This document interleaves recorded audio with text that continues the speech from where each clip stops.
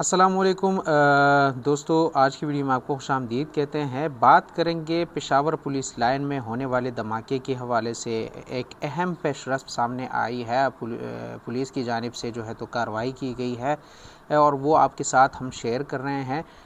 Peshawar police line بم دھماکے میں اہم پیش رفت جو ہے تو وہ ہوئی ہے اور دھماکے میں سہولت کاری فراہم کرنے والا پولیس اہلکار جس کا نام ولی خان بتایا جا رہا ہے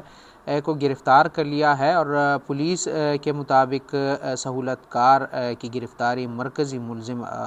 کمانڈر عمر کی نشاندہی پر کی گئی ہے۔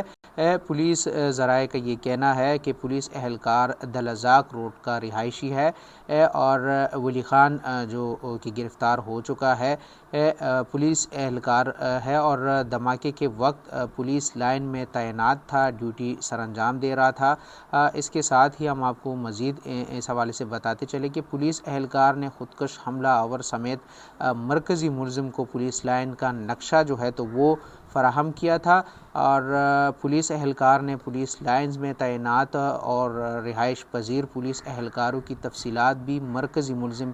کو فراہم کی تھی۔ پولیس ذرائع کا یہ کہنا ہے کہ سہولت کار اہلکار نے تبادلہ BRT وائرلیس ہیڈ کوارٹر کو کروایا تھا، جبکہ پولیس اہلکار نے خودکش حملہ آور کو راستے سے بھی آگاہ کیا تھا۔